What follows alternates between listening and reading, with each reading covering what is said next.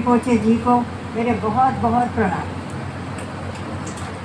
जैसे एक इस गर्म दोपहरी में आपकी जो आवाज़ थी, जो आपके विचार थे, वो एक तरह से जैसे माँ की लोरी होती है। इतना सुंदर लगा, उसके बाद में बोलना ही धृष्टता है। लेकिन चूँकि मैं आई हूँ और आप लोगों से मिलने की मुझे इच्छा है, और जब मैं रुकी इतना तो मैंने कहा मैं ज़रूर ये बोलूँ और आपसे कहूँ कि जब आपका सुनती हूँ, मैं पहले भी सुना है, तो वो एक माँ की लोरी जैसी आपकी आवाज़ होती है, जो आध्यात्मिकता में, मानवीयता में बहुत गहरी होती है। आपने जैसे कहा, मैं धृष्टता करूँगी कहने की कि हमारा सब खोज जो है बापूजी की सारी दुनिया में, बापूजी ऐसा कैसे हुए, रोज़ ये फ़ोन आते हैं, बापूजी कैसे हुए, गांधी कैसे बने। उन लोगों ने गांधी को बहुत नहीं जाना है, कई लोग तो सेवाग्राम आना चाहते हैं, आए नहीं, हिंदुस्तान के बारे में भी नहीं जानते, लेकिन गांधी ऐसा कैसे हुए, कैसे थे। तो मैंने सोचा और अपने आप मुझे लगा, उत्तर मिला कि गांधी ऐसे हुए क्योंकि उन्होंने अपनी आत्मा की आवाज़ सुनी। अगर गांधी की राह तो सिर्फ अपने आत्मा की आवाज़ सुनिए, कुछ कहने से, कुछ करने से नहीं होगा।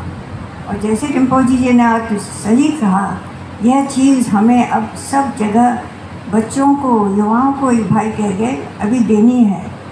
स्कूल कॉलेज में सर्वोदय का ज्ञान एक परिपक्वता के साथ, जहाँ कोई अछूता नहीं है, हम किसी से ज़्यादा नहीं हैं, लेकिन यह एक भावना सब जगह होनी चाहिए। क्योंकि आज इतना भय है सबको, भय भी नकारात्मकता है।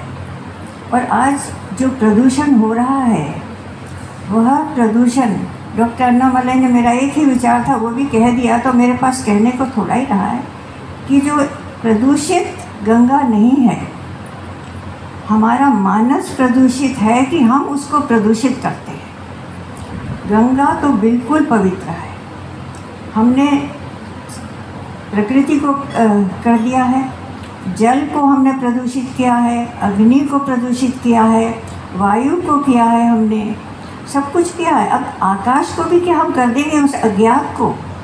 अज्ञात को कैसे प्रदूषित करेंगे? अपनी विचारों द्वारा, हिंसक विचारों द्वारा। हिंसक विचार पहले मानस की उपज हैं, फिर एटम बम बनती है। आज सब जगह इतने बड़े आतंकीवाद, इतने गंभीर, इतने भयानक हो गए हैं कि ज़रा सोचिए कि उनका बचपन कैसे गुजरा था। इसलिए मैं यहाँ एक नारी के रूप में कहती हूँ कि लड़की, बेटी, कन्या से अधिक पुरुष जागरण की आवश्यकता है। लड़कों को स्कूल में अगर वो फर्स्ट नहीं आए तो उसको शर्मिंदगी होती है। लड़का ये नहीं करे तो तू पढ़ाई कर, बाद में तू गाली गलौज कर, कुछ भी हो, लेकिन तू बस लड़का है, तुझे पैसा कमाना है, मुझे देखना है, नहीं तो मुझे मुखाग्नि कौन देखेगा। नारी तो सदा जागृत थी, उसे अब पुरुष को जागृत करना है। और यह हमें सब स्कूल कॉलेज में, और मैं कोई नारीवाद लेके नहीं आई हूँ, क्योंकि बापूजी ने ही स्वयं कहा है कि सबसे बड़ी शक्ति सृष्टि में मातृशक्ति है, जो पुरुष में, जो महिला में और हर जीव में है, और उसी को सर्वोदय कहते हैं। Reawakening of the spirit in harmony with nature and without exploitation. तो ये हमें नारी शक्ति की बात है।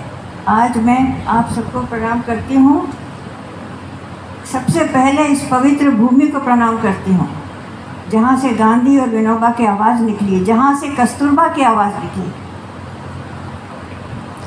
और उसी सर्वोदय का कोई विकल्प नहीं है।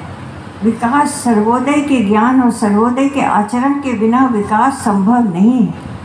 चाहे वो बुनियादी स्वच्छता हो, चाहे वो हमारे आंगन की पवित्रता हो, चाहे हमारे शौचालय की सफाई हो, सर्वोदय के बिना कोई विकास नहीं है। और यहाँ की एक बात और याद रखें हम कि गांधी की जो लड़ाई थी, विनोबा जी की जो लड़ाई थी, वो एक शहरी की, एक नागरिक की थी, वो पॉलिटिकल प्लेटफॉर्म से नहीं थी।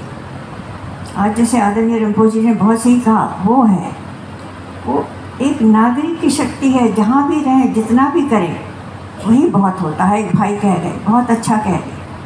मैं जब इस पवित्र भूमि को प्रणाम करती हूँ और महाराष्ट्र की भूमि को प्रणाम करती हूँ, क्योंकि मेरे बचपन से मेरे पिताजी का सुना महाराष्ट्र से बहुत प्रेम रहा।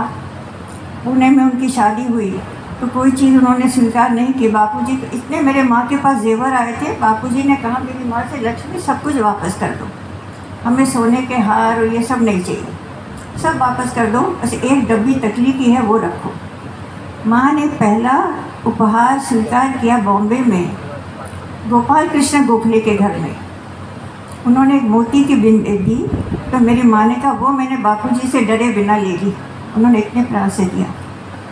यहाँ जब हम आते थे बचपन में सेवाग्राम में, नागपुर में मेरे काका और काकी रामदास काका निर्मला बा रहती थी, उनके बच्चे रहते थे, हम यहाँ आते थे तो यहाँ वही याद है बा की रसोई। इसलिए मैं जब से आई हूँ भोजन की बात कर रही हूँ।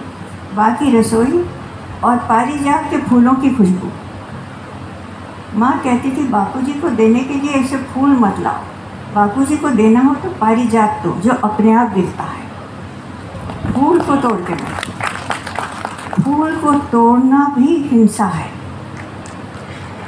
मैं आज उस मातृशक्ति की वंदना करती हूँ और एक छोटी सी कविता सुना के मैं इसको समाप्त करूँगी, क्योंकि जो रिम्पोची जी ने जो बोल दिया, जब सबने बोल दिया, वो माँ की लोरी थी। इसके बाद जो मैं कह रही हूँ अभद्रता है, फिर भी मैं कहूँगी। बा के ऊपर एक छोटी सी कविता।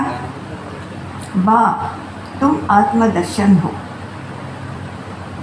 परिचित मात्र शक्ति तुम, अपरिचित दिव्य शक्ति तुम, व्यक्त तुम अव्यक्त तुम, सृष्टि रचित चक्रित बिंदु सूत्र तुम, जिसमें खादी वस्त्र समझा मैंने, जिसमें शून्य विस्तार खोजा मैंने, खादी के आंचल में माटी की सुगंध में ढके मानस की लोरी तुम, सत्य सौंदर्य की, ज्ञान बोध की, कर्म बोध की, सरल सूक्ष्म मुक्त धारा, ज्ञात अज्ञात जननी बा तुम आत्मदर्शन हो। सबको धन्यवाद। एल्लारकम वणकम, सबको नमस्कार, सबके नमस्कार। धन्यवाद। आपको विशेष